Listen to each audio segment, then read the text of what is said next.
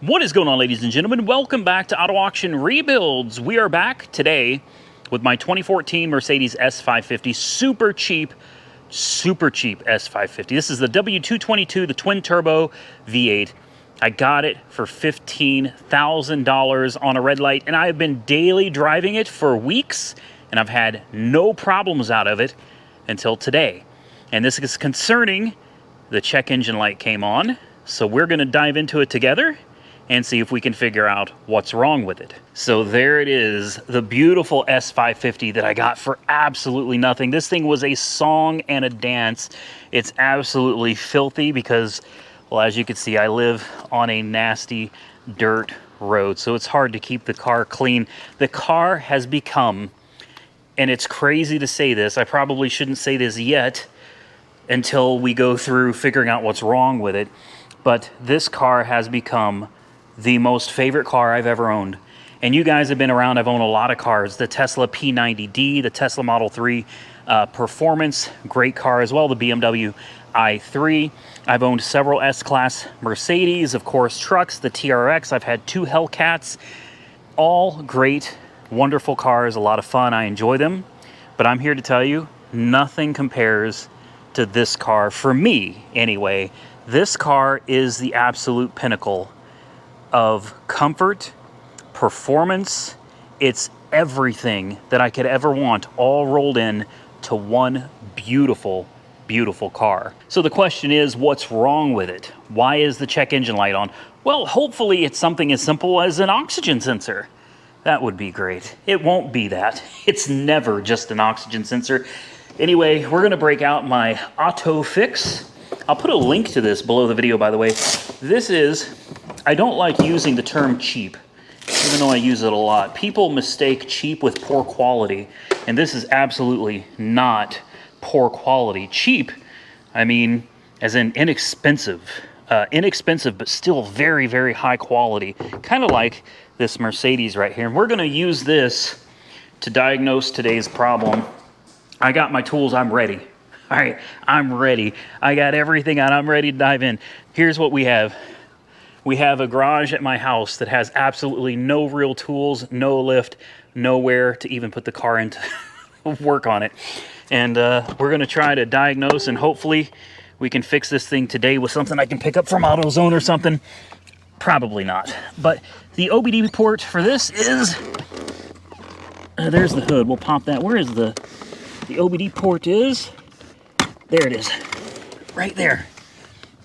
You just gotta plug this bad boy in under here, just like that. There you go. And then we need to turn the ignition on. Oh, let's turn that radio off. I don't think it's on yet. There it is. There it is. And that light right there, that came on out of nowhere. I will tell you this though, even though the check engine light's on, the car runs perfect. It's not misfiring, it's not acting funny at all. So I'm a little confused as to what's wrong with it. This is why I'm assuming it's probably going to be something small and simple. All right, I'm going to show you this in real time. We're going to auto detect the VIN number. This thing is so fast. We're going to do a standalone diagnostic, and let's see how quick it already, bingo, it already knows what it is. Boom. This thing is so fast. It is really, really quick. So it's going to pull up the diagnostic system. This is Mercedes-Benz 5.33. We're going to do an auto scan, and watch how fast. Look at this. Oh, it helps if I push the button. Fault scan. Now watch this. This is going to blow your mind right here. Are you ready? Once, there it is. It's just going to start banging through these things now. Look at that. I mean, it's already 30% done.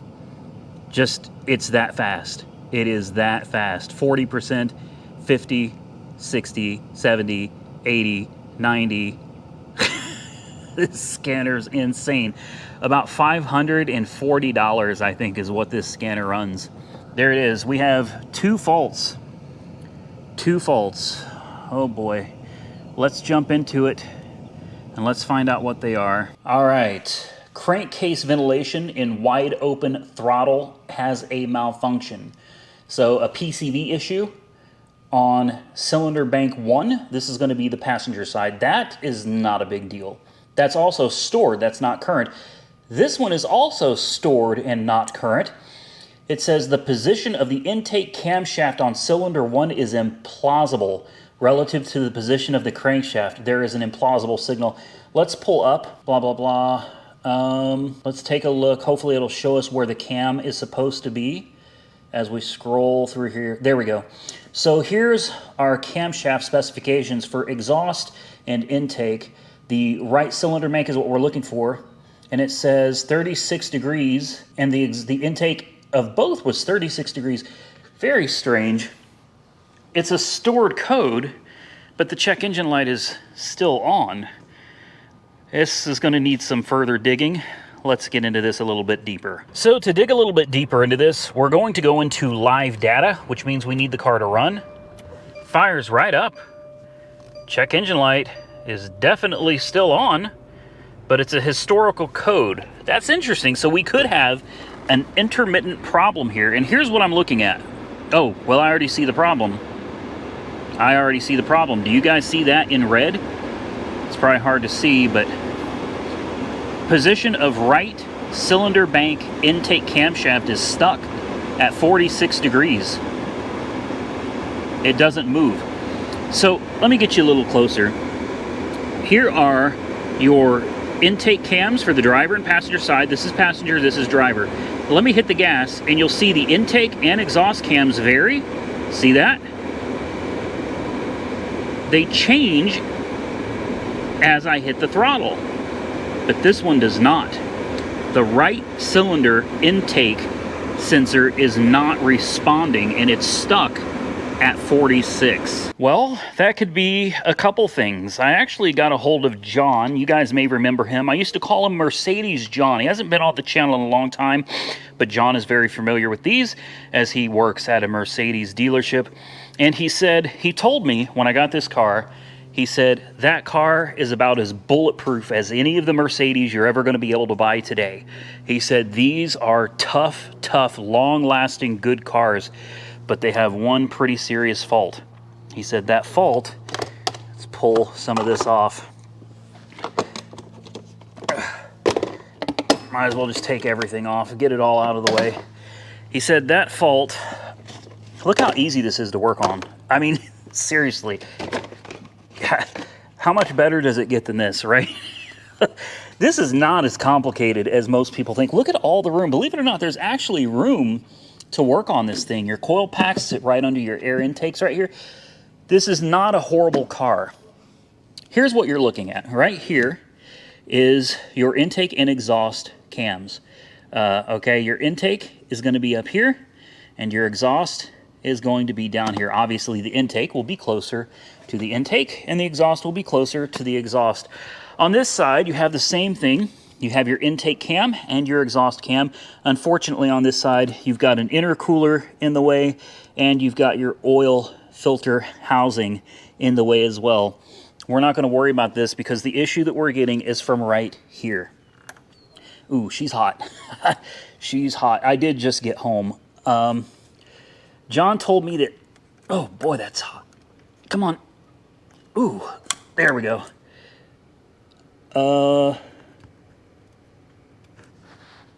Shoot. That's exactly what John warned me about. Yep, there is the catastrophic fault with this engine. It's in the magnets of the cam sensors. Intake and exhaust cam sensors are interchangeable on both sides. Okay, so you can literally swap these sensors and they will work exactly the same. Let's pull the exhaust.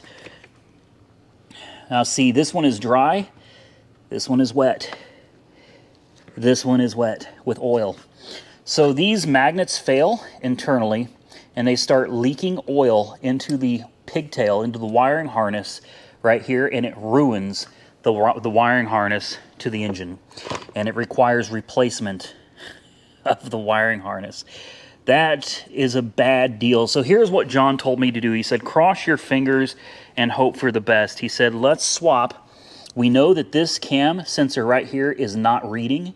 He said, swap that with the exhaust, and then If the code moves and we end up having an exhaust cam not reading, then we know it's just a sensor replacement.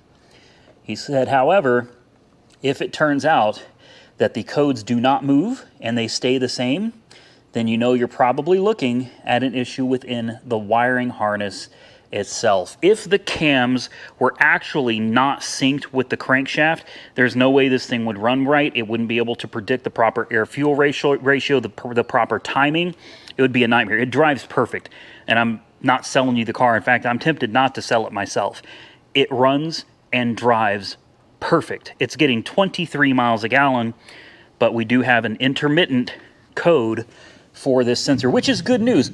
We could need to clean this out, clean out that sensor, and hope that it comes back to life. If not, if it really is just a sensor, I can probably order this from FCP Euro. It's probably not very expensive. And it looks like these are E10s. I think those are E10s. We're gonna have to get this charge pipe out of the way, which will be removing an E10 right there, this flathead, and oh boy, where's the, I can't even see down there. Somewhere down there, there's going to be another flathead screw. We'll have to get to that as well. But once this charge pipe is moved out of the way, I think we'll have enough room to swap these cam sensors over, and cross your fingers that it moves to the exhaust cam instead of the intake. I'm gonna put you guys up here on the engine where you can kind of work with me here. Let's take this loose. And of course we have an E10 right here. I've got no special tools, guys, no power tools, just a little box of tools from AutoZone, so bear with me here. And the engine is super hot. This is not the ideal time to be working on this thing. Those charge pipes are really hot too. So it looks like we can wiggle this around now. I do need to get to that last screw, which is, I can't even see it. If we're being completely honest, I have no idea how to even get to that. So to give myself a little extra room, I think I'm gonna, well, that came off easy. I'm gonna pull this up, move it out of the way. We'll leave this here. We're close to getting this charge pipe off. I could probably, no, I've got to get this charge pipe off. There's no way of getting to those sensors without getting this charge pipe off. The problem is I can't see the screw that's down here to disconnect it like I've disconnected these. So yeah, that could be a lot of fun. The good news is there's no oil inside of the air cleaner housing. That's really, really good, because failed turbos could cause a lot of oil buildup and sludge inside of these pipes here. A little dirty, but definitely not full of oil. All right, so there was a trick getting down there, and that was a ratchet with a long 7mm. That's what size every one of these is, 7mm. Getting to that one, it is down, you can't see it. It's way down there, but I think we've got it. It is so hot in here, guys. Come on. I swear I had it. It is too hot out here for this, but I got it. I got it off. And as you can see, like I said, there's no oil anywhere in this thing at all. All right. Now that we got that intercooler pipe out of the way, set this to the side. It's okay to double check these clamps, these boost clamps, since we're in here. Might as well check them, check all of these. Anything we can get to, these as well. And we'll get to these charge pipe clamps down here as well. Everything looks like it's bolted in securely, but it's worth checking out. While we're over here, we might as well check the driver's side for oil. That one is dry. And let's check the, that one is dry as well, so that's good. I'm gonna tell you something, guys. If you buy one of these, you would be doing yourself a huge favor. If you don't know the history, it's worth it to buy all 4 of these cam sensors, replace them all, because if they fail and ruin the wiring harness of the engine, it's gonna be a bad day for you. a bad day. I don't know how much these are yet, but I'm going to go on FCP Euro here in just a second, check them out. Here's your little insulator for your coil packs. This is how easy it is to work on, guys. Down here, each one of your coils right there. And unlike some of the other Mercedes, these, actually, you know what? Those are not coils, dummy. Those are direct injection. Those are fuel injectors. Your coils are right here. Do these have 2 spark plugs per cylinder? It doesn't look like it. Yeah, so here's your direct injection. 1, 2, 3, 4. All right, so direct injector straight to the top of the head where you normally find spark plugs. My first time working on these, forgive my ignorance, but your coil packs are actually sitting down here underneath the injectors on this side. So there's your coils, and it looks like there are 2 spark plugs per cylinder. I could be wrong, but it does look like there's 2 per cylinder. Another thing I noticed getting in here, all of this is all gasket material. It's the same gasket material on the oil pan around the whole engine. Now, the previous owner was a dealer, and I don't know why he got rid of it. I don't know why he sold it on a red light, but I'm feeling a little suspicious that it might have had something to do with this code for the camshaft. So here's what I think. This is my theory. I think that the previous dealer got the car and found out it had timing chain issues. That's most likely what he thought, or what his independent mechanic told him. So they pulled the engine out and they went through it, resealed it, redid the timing change, put it all back together, change chains, tensioners, everything. They put it all back together only to have the same problem. Well, the guy probably got really upset. Can you imagine how many thousands of dollars it would cost to take the engine out of this car? You can do the timing chains, it looks like, with the engine in the car. It'd be kind of a pain. But with all the fresh gasket material over the entire engine, how it doesn't leak a single drop of anything, I think they pulled the motor. Somebody went through, did all the work, put it all back together, only to find out it still has the same problem, probably because they were not aware, nor was I, that you could have a wet, oil-soaked connector that could be causing all of your problems. So replacing this and this, if the oil has already damaged the wiring, it will do you no good. But we're going to go ahead and swap these real quick. I told you earlier it is an E10, I believe. We've got an E10 right here. It's going to fit perfectly. Looks like how many bolts? 3 on each. We're going to pull these out, maybe clean them up a little bit, swap them, start the car once we bolt everything back together again, and we'll find out if the, hopefully, cleaning it up will fix it to where there are no more codes. But if there is a code, hopefully it switches from intake to exhaust. All right, I'll start with this one right here. This will be your, they're barely on, very loose. Obviously, I've got no torque wrench here. The goal is to do this all with hand tools in the garage. If we can fix it, that is absolutely great. I'll be really happy if we can fix this car in my driveway. We're not even in the garage, guys. So this is the intake. This is the one showing us that it has a problem. So let's get it out, and we'll take a quick look at it, get a better idea of what's going on. That is not going to be able to be gotten to with this charge pipe in the way. Great, so we need to remove another one. So you got to watch out for little buggers like this. You see that little E10? You can't see it when it's way down here under all these vacuum lines and attached to the engine. Oops, we're about to lose it. But it's there. That pipe didn't want to come out. I couldn't figure out why. Well, that's because it bolts in way down there. But you notice, everything here is new. All of this. The idlers, tensioners, water pump, the thermostat housing, everything down here is new. Some of these turbo coolers, these are new as well. They got fresh tags on them. And I talked to John over there at Mercedes, and he said most of the time when you change a water pump on these, the coolant lines got to be replaced going to the turbos as well because they snap. So now we got great access. There's no shortage of, how's the oil look? Very clean, nice. No shortage of space here anymore for us to get these things out. Here's another thing that's very important on these newer model Mercedes and European cars for that matter. You have to use the right way to oil. I don't know what it is on this car, but I'm pretty sure it's probably 0W40. European formula is 0W40. If you use anything else, you will end up getting cam codes, or you're going to get variable valve timing codes, because it relies on that very specific grade of oil, that viscosity, to actually run the mechanical components that activate the variable valve timing in these engines. So super important. change the oil with the proper weight oil for these cars. All right, this is the one that's causing us the problems. It should have an O-ring in there. Let's hope that the O-ring does not fall apart when we pull this out, because if it does, we're going to be in big trouble. There it is. There's your magnet. This is it right there. That's the culprit. It leaks oil. It gets past the seal and into the prongs, which this one has. This one is definitely wet. I will clean it out.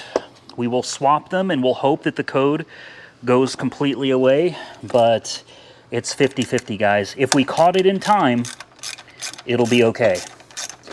If we're too late, the damage is already done, and at that point, things can get really, really expensive. So we're almost done putting it back together. I know it doesn't look that way, but I cleaned up this sensor as best I could. We swapped them. This one used to be here, and this one used to be here. So we now have the intake on the exhaust side. I cleaned up the pins, the wiring as best as I could with what little tools I have here. I cleaned up this sensor. Everything is reinstalled. I got to put the charge pipes back on and all this little associated accessories. I'm not going to put everything all the way back in until I verify one way or another, because I don't want to have to take it all apart again. But we will get it put back together. We're going to cross our fingers that maybe a shop misdiagnosed this. They put a whole new timing set in it, and all along it was something as simple as cleaning some wiring and or a bad sensor. Take a look in here, guys. I want you to see this. I do believe that the person had a new timing set here. This is 180,000 miles. Look in there. Look at that. I mean, I'm sorry, but 180,000 miles? No, that ain't got 180,000 miles on it. Somebody did a timing job on this. I'm just crossing my fingers that it all boils down to a sensor or cleaning up some wires. Well, forgive me, it's getting dark. It's taken a while to put this back together. I broke a coolant return line. This is nice right here.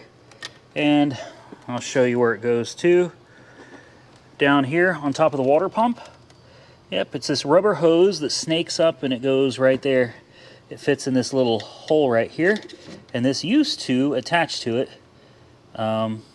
Not anymore. So I have no doubt that when I go to start this up, it is going to, well, it's going to spew coolant everywhere. So I think what I'm going to do is get some vice grips. I'm going to pinch that hose off before we start it. This is not the proper way to do things, that I've pinched it off as best I can. I got this rag over it, hoping that it's not going to make a mess. I'm going to move my stuff out of the way.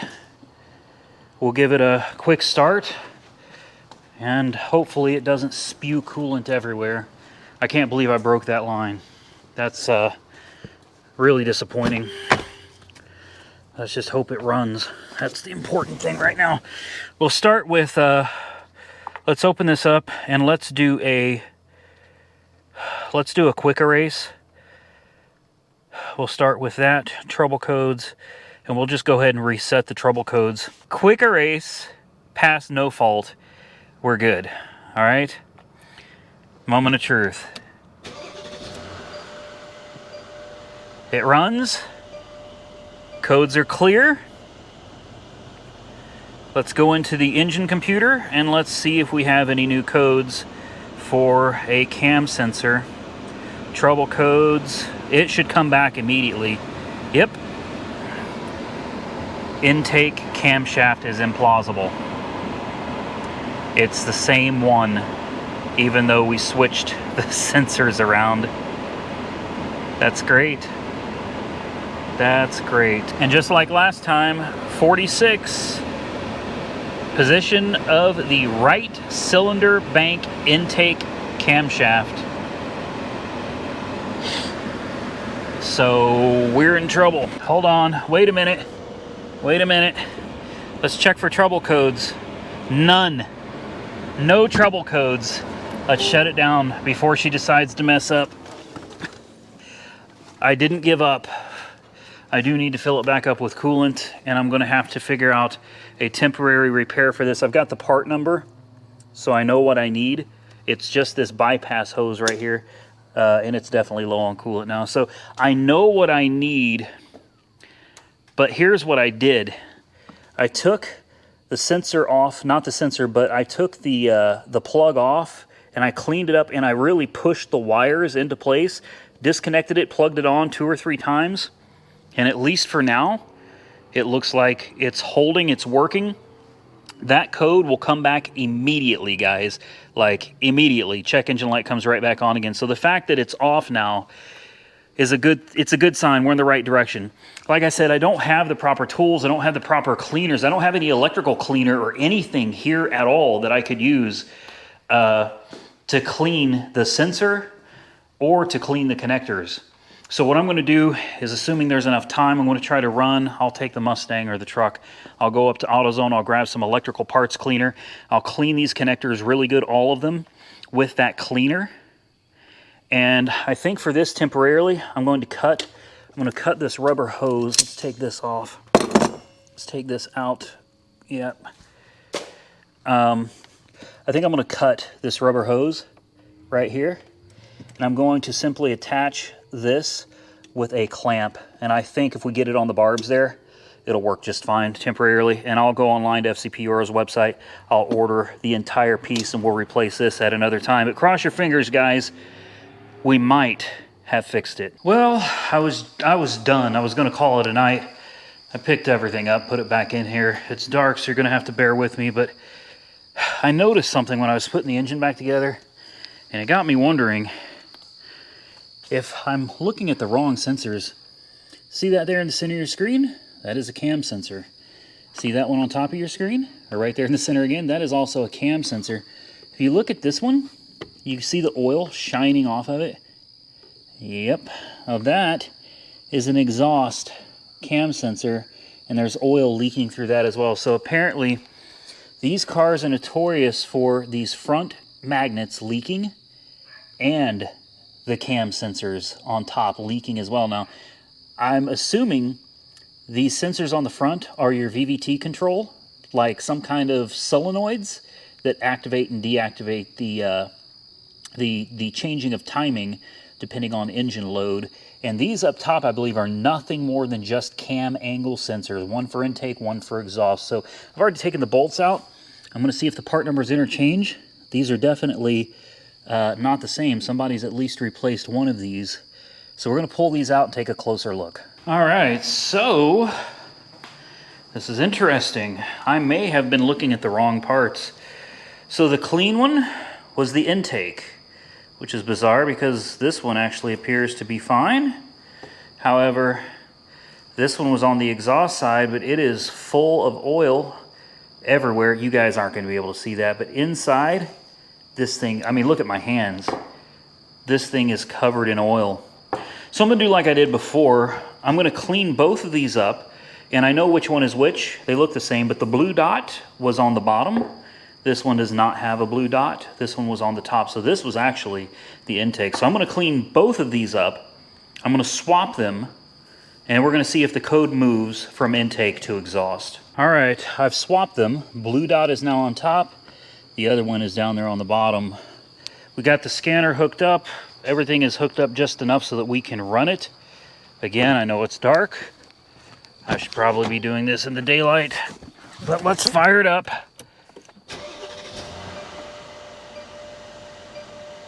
There's no check engine light yet. That's a good sign. Ah, there it is. I told you. I told you that check engine light comes on immediately. So, why don't we go over here to idling values and let's see values while idling. Now, position of cylinder bank of right cylinder intake camshaft is still stuck at 46. Right there. 46. Yeah. Okay. Well, the only other thing I can do is read the codes. It's going to come back with the same code. Let's look at trouble codes. The intake camshaft on cylinder 1 is implausible, active and stored. So we just did all of that for absolutely nothing. Well, it's a brand new day, And I managed to go to the parts store and get some electrical cleaner. I don't suspect that this is going to do us a whole lot of good at this point. I've done some talking. I got on the phone with FCP Euro, along with some other people that know these cars extensively. And this is a bigger deal than I thought it was, guys. If it comes down to replacing the engine harness, it's an engine out job. It's at least 10 hours at $200 an hour to remove the engine. You're talking $2,000. Then there's the wiring harness, and then there's the control module, the DME. If the DME is bad, that changes everything. This car currently could go either direction, either a quick, easy, relatively cheap fix, or severe, extensive damage has been done to the DME unit and the wiring harness. The good news is FCP Euro is on board. They're willing and ready to send me almost anything I need for this car to help out with the project. So big shout out and thank you to FCP Euro. Even though we haven't ordered any parts yet, I've got a lot in my cart. We're gonna pop this hood. We're gonna clean a couple things up real quick. We're gonna button up that hose that I broke, and we'll clear the codes and see if maybe a little electrical cleaner is all we needed. It's about time to wrap up this video.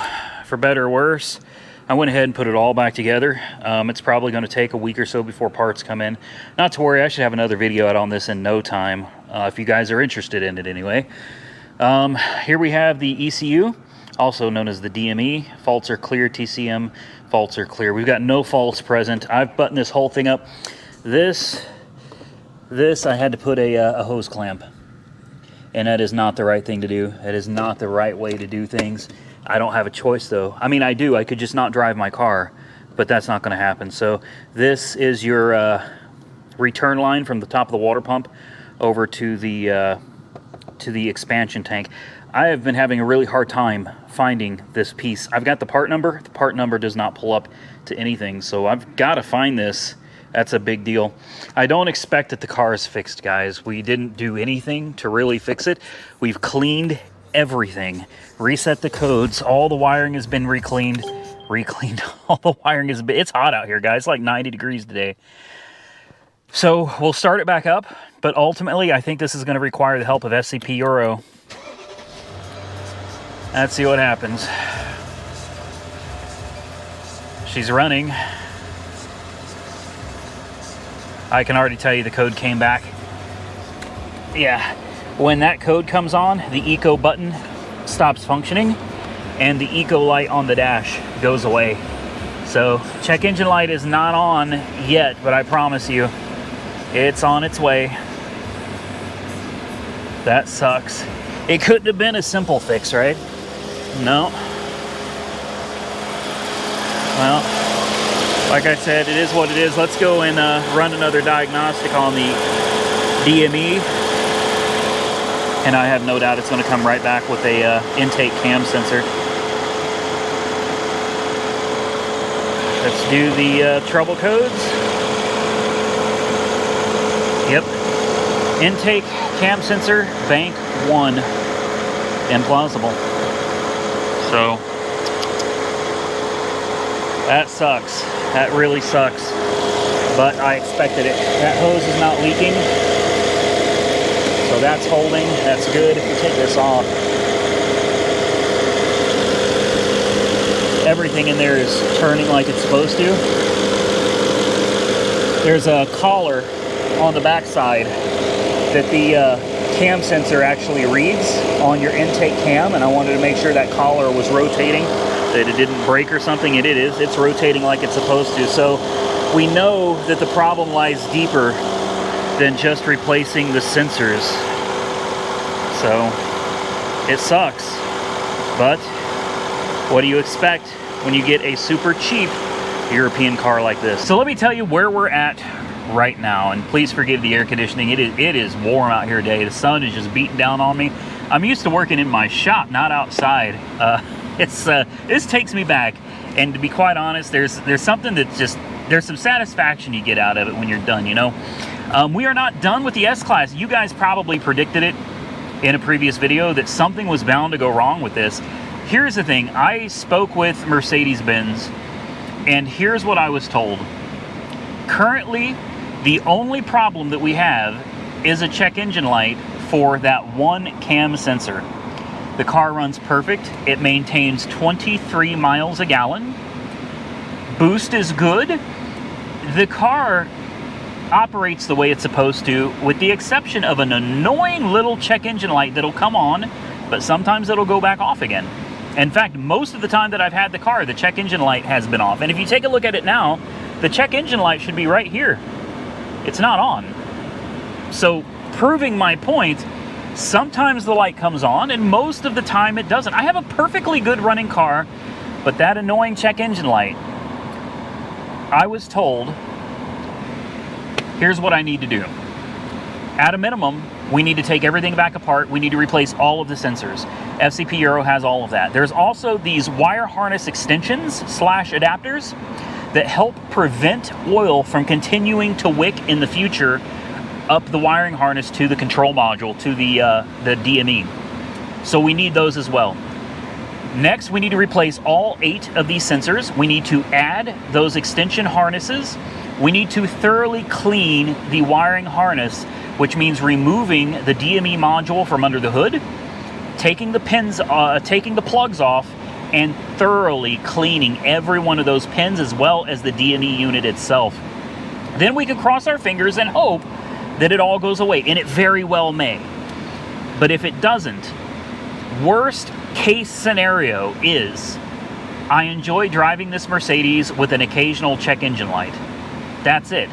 By replacing all 8 of the sensors, by adding those wire harness extensions, and by cleaning everything up with a special solution, what we do is we prevent any further damage from happening to the car. The damage that's done will be stopped in its tracks, and you'll have to deal with an occasional check engine light. If you want to go further with it, we can attempt to clean the wiring harness and maybe even replace the DME unit. The DME unit is the electronic control module. For whatever reason, Mercedes calls it DME for dynamic, I don't know. We could replace it, reprogram it, and hope that that takes care of the problem. But if it comes down to an entire engine out wiring harness for an occasional check engine light, it's not worth it, guys. It's not worth it. There's nothing wrong with driving the car as it is. It drives absolutely fine. The other option is rewiring that one sensor from the sensor back to the DME unit. That is another option that we could look at. But first, we're putting the cart before the horse here. The first thing to do is go order everything that I need to do this job to fix and prevent any further damage. We need to go ahead and knock that out in the next video. We'll take out the control module, we'll clean everything up, we'll reset all of the codes, and we'll hope for the best. I hope you guys enjoyed this video, and I want to give a big shout out to FCP Euro for helping me out. Also, of course, big shout out to John, Mercedes John. Thank you so much for your assistance as well, man. I appreciate everyone that's helping to support this car, man. Bringing this car back to better condition than it's in currently. Thank you to all of you for watching the videos as well. If you enjoyed the content, hit the thumbs up button. If you want to see the next one, drop a comment below and subscribe to the channel so you don't miss the upcoming videos. Till next time, stay safe out there, everybody. I look forward to seeing you all again very soon in the next one.